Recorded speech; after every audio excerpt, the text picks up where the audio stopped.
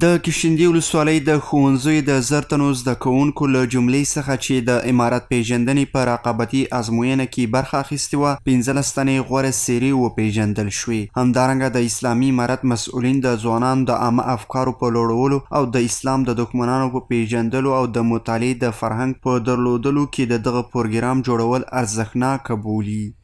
امتحان تقریبا 1000 کسانو شاوخوا ته نو انشاءالله امتحان ډیر شفاف او څه غدر شی پکې نه و، انشاءالله ډیر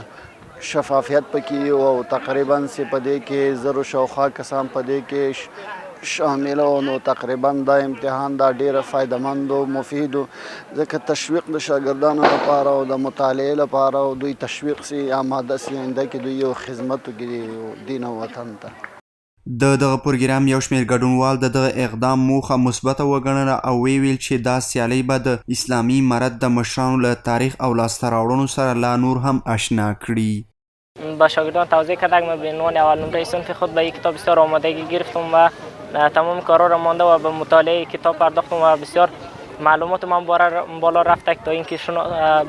توانستم تنها نظام اسلامی افغانستان یعنی امارت اسلامی را به خوبی بشناسم. در اول نخست امتحان خوب قدر چیز نبود ولیکن خوب است این رقم پروژه ها زیادتر باشه، مردم تشویق به فعالیت و چیزهای مدنی خود می.